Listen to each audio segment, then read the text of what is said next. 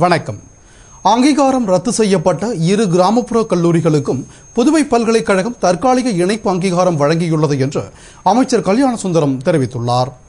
இது தொடர்பாக அமைச்சர் கல்யாணசுந்தரம் கூறுகையில், தவளக்குப்பம் ராஜீவ்காந்தி அரசு கலைக்கல்லூரி, வில்லியனூர் கஸ்தூரிபா அரசு மகளிர் கல்லூரி ஆகிய இரு கல்லூரிகளிலும் உள்கட்டமைப்பு வசதிகள், ஆசிரியர் பற்றாக்குறை போன்ற காரணங்கள் நிலவுவதாக கூறி இந்த ஆண்டு இணைப்பு அதிகாரத்தை நிறுத்தி பல்கலைக்கழகம் உத்தரவிட்டது.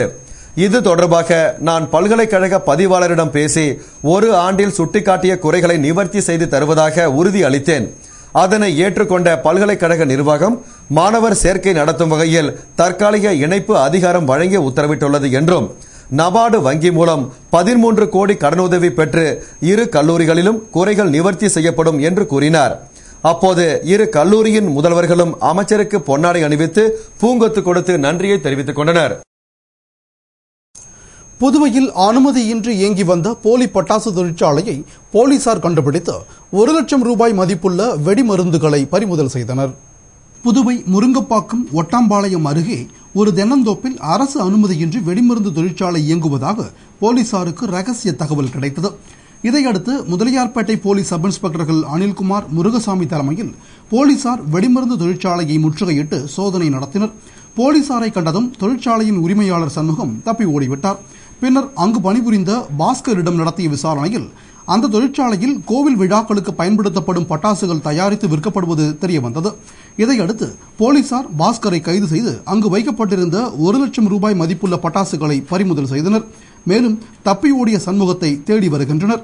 அனுமதியின்றி இயங்கிய தொழிற்சாலைக்கு வெடிமருந்து சப்ளை செய்தது யார் என்று விசாரணை நடத்தி வருகின்றனர். புதுவை நெல்லித்தோப்பு விண்ணேற்பு அன்னை ஆலய ஆண்டு திருவிழாவை முன்னிட்டு நடைபெற்ற கொடியேற்றும் விழாவில் புதுவை நகரமன்ற முன்னாள் துணைத் தலைவர் திரு ஜான்குமார் கலந்து கொண்டு இறை வழிபாடு செய்தார். புதுவை நெல்லித்தோப்பு விண்ணேற்பு அன்னை ஆலய 160ஆம் ஆண்டு திருவிழா வரும் 15ஆம் தேதி ஆடம்பர தேர்பவனியுடன் நடைபெற இருக்கிறது. இதனை முன்னிட்டு இன்று கொடியேற்றும் விழா நடைபெற்றது. இதனை முன்னிட்டு நடைபெற்ற சிறப்பு திருப்பலியை நெல்லித்தோப்பு பங்கு தந்தை அருள் திரு குழந்தைசாமி தலைமையில் கடலூர் புதுவை மறைமாவட்ட முதன்மை குரு அருளானந்தம், விவிலிய பேராசிரியர் அருள் திரு மரிய செல்வம், நெல்லித்தோப்பு பங்கு உதவி தந்தை அருள் திரு ஆரோக்கியதாஸ், அருள் திரு காரல்ஸ் ஆகியோர் நிறைவேற்றினார்கள்.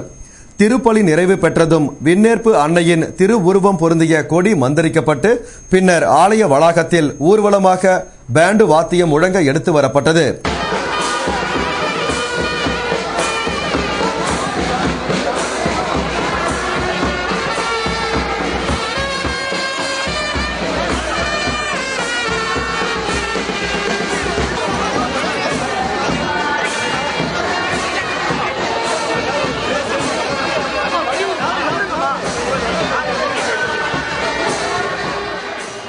அதனைத் தொடர்ந்து ஆலயம் எதிரே அமைக்கப்பட்டுள்ள மேடையில் கொடியேற்றும் விழா நடைபெற்றது.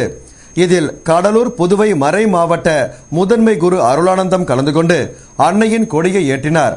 அப்போது நெல்லித்தோப்பு பங்கு தந்தை அருள் திரு குழந்தைசாமி, உதவி தந்தை அருள் திரு ஆரோக்கியதாஸ், விவிலிய பேராசிரியர் அருள் திரு மரிய செல்வம், அருள் திரு காரல்ஸ், முன்னாள் புதுவை நகரமன்ற துணைத் தலைவர் திரு ஜான்குமார், பங்கு பேரவை உப தலைவர் அருள் மரிநாதன், செயலாளர் பால்ராஜ் ஆகியோர் உடனிருந்தனர்.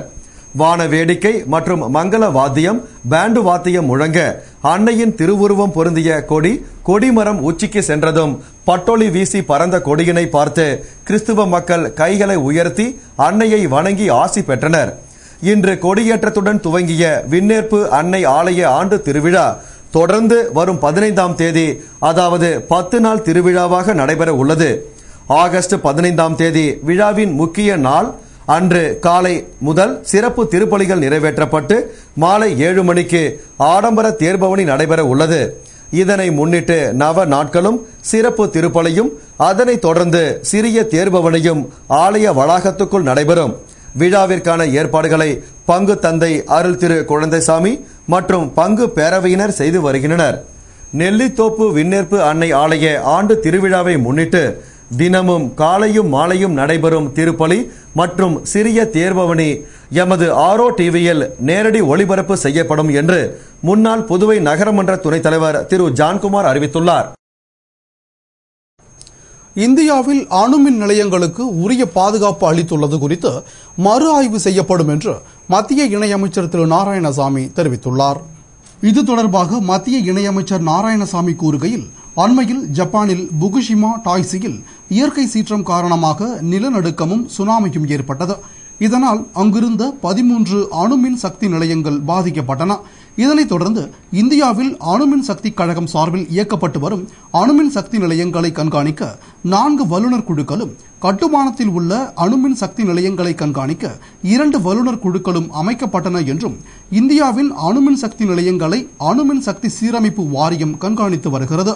மேலும் இதுகுறித்து மசோதா பாராளுமன்றத்தில் தாக்கல் செய்யப்படும் என்ற அவர், மேலும் தொடர்ந்து ஜப்பானில் சுனாமி மற்றும் அணுமின் சக்தி நிலைய விபத்துக்கு பின்னர் இந்தியாவில் அணுசக்தி நிலையங்களுக்கு உரிய பாதுகாப்பு அளித்துள்ளது குறித்து மறு ஆய்வு செய்யப்படும் என்றார். முதலியார்பேட்டை ரயில்வே கேட் அருகே சாலை பழுதடைந்து உள்ளதால் நெல்லித்தோப்பு JVS நகரில் இருந்து செல்லும் வாகன ஓட்டிகள் சிரமத்திற்கு ஆளாகின்றனர். புதுவை நெல்லித்தோப்பு JVS நகரில் இருந்து முதலியார்பேட்டை மற்றும் புதுவை நகர பகுதிக்கு செல்ல பிரதான சாலையாக பயன்படுத்தப்படும் சாலை குண்டும் குழியுமாக உள்ளது. மேலும் முதலியார்பேட்டை ரயில்வே கேட் அருகே உள்ள சாலை முற்றிலுமாக சேதமடைந்து நாளுக்கு நாள் குறுகிக் கொண்டு செல்கிறது. ஒரு லாரி செல்லும் அளவிற்கு இருந்த இந்த சாலையின் கடைசி பகுதி தற்பொழுது ஒரு ஆட்டோ செல்லும் அளவிற்கு சேதம் அடைந்துள்ளது. சாலையின் கீழ் வாய்க்கால் செல்வதால் நீரில் ஊறிய சாலை கொஞ்சம் கொஞ்சமாக பியர்த்து எடுக்கப்பட்டு அபாயகரமாக காட்சி அளிக்கிறது. இந்த சாலை வழியே வேலைக்கு செல்வோர், பள்ளிக்கு செல்லும் மாணவ மாணவிகள் பயன்படுத்துகின்றனர். தற்பொழுது உள்ள சூழலில் சாலை குறுகி காணப்படுவதால் சற்று கவனிக்காமல் வந்துவிட்டால் அருகில் உள்ள பள்ளத்தில் விழுந்து விபத்துகள் ஏற்பட வாய்ப்பு உள்ளது. அதுவும் இரவு நேரங்களில் அப்பகுதியில் மின் விளக்குகள் எரியாமல் இருப்பதால் அப்பகுதியில் செல்ல பெண்கள் அச்சமடைகிறார்கள். சமூக விரோதிகளின் கூடாரமாக திகழும் இந்த பகுதியில் உள்ள மின் விளக்குகள் எரியாமல் உள்ளதால் அவர்களுக்கு அது சாதகமாக அமைந்துவிட்டது. மின்துறையினர் அப்பகுதியில் மின் விளக்குகளை பொருத்தினாலும் சில சமூக விரோதிகள் அந்த மின் விளக்குகளை கல்லால் அடித்து உடைத்து விடுகின்றனர். எனவே மின்துறை உடனடியாக அங்கு மின் விளக்கு அமைத்து விளக்குகளை உடைக்காவண்ணம் அதற்கு கம்பி வேலி அமைக்க வேண்டும். மேலும் பழுதடைந்து போன சாலையை போர்க்கால அடிப்படையில் சீர் செய்து விபத்துகள் நடப்பதற்கு முன் நடவடிக்கை எடுக்க வேண்டும் என்பதே மக்களின் கோரிக்கை. உடலின் நோய் எதிர்ப்பு சக்தியை காளான் அதிகரிக்கிறது. இதனால் நோய் தாக்கும் வாய்ப்புகள் குறையும் என ஆய்வில் தெரிய வந்துள்ளது. உடல் ஆரோக்கியத்தை பொறுத்தவரை வரும் முன் காப்போம் என்பதுதான் சிறந்த வழி. இன்றைய ரசாயன உலகில் புதிதாக பல நோய்கள் கண்டறியப்பட்டு அதற்கு தீர்வு காண ஆய்வுகள் நடத்தப்பட்டு வருகின்றன. இதற்காக வல்லுநர்களும் மருத்துவர்களும் பல வழிகளை பட்டியலிடுகின்றன. இந்த பட்டியலில் இயற்கையின் கொடை மிக அதிகம். இந்த வரிசையில் மஷ்ரூம் எனப்படும் காளான் முக்கிய பங்கு வகிக்கிறது. இது குறித்து மேற்கொள்ளப்பட்ட ஆய்வில் மார்பகம் மற்றும் பிரஸ்ட் ரேட் புற்றுநோயிலிருந்து காளான் பாதுகாப்பு அளிக்கிறது மற்றும் சர்க்கரை நோயாளிகளுக்கு மிக சிறந்த உணவு என்பதும் ஆய்வில் தெரிய வந்துள்ளது. காளானில் எர்கோதையானின் என்ற மூலப்பொருள் நோய் எதிர்ப்பு சக்தியை அதிகரிக்கிறது.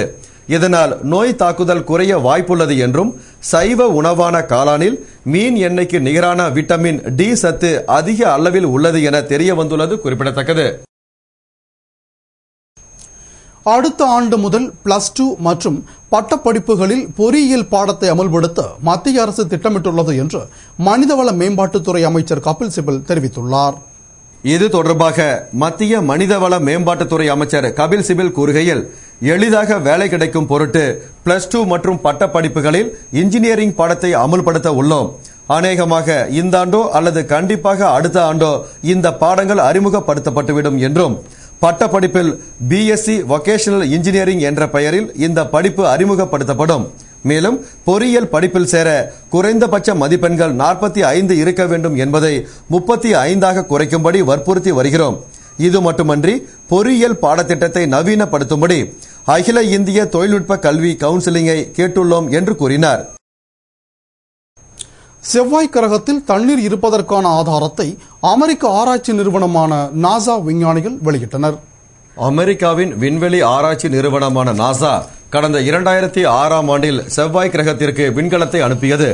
அது செவ்வாய் கிரகத்தை சுற்றி வந்து அதன் அமைப்பை பல கோணங்களில் படம் எடுத்து நாசா விண்வெளி ஆய்வு கூடத்திற்கு அனுப்புகிறது. மேலும் அங்கு நிலவும் வெப்பநிலை, ஈரப்பதம் போன்ற விவரங்களையும் அனுப்பி வருகிறது. இதை விஞ்ஞானிகள் ஆராய்ச்சி செய்து பார்த்தபோது செவ்வாய் கிரகத்தில் தண்ணீர் இருப்பது தெரிய வந்துள்ளது. செவ்வாய் கிரகத்திலிருந்து பெறப்பட்ட மாதிரிகளில் ஈரப்பதம் காணப்படுவதால் அங்கு நிச்சயம் தண்ணீர் இருக்க வேண்டும் என்று விஞ்ஞானிகள் நம்புகின்றனர். மேலும் இங்கு சேகரிக்கப்பட்ட ஆதாரங்களும் இதனை உறுதிப்படுத்தியதால் தொடர்ந்து ஆய்வு நடத்தி வருகின்றனர். இத்துடன் செய்திகள் நிறைவடைந்தன. வணக்கம்.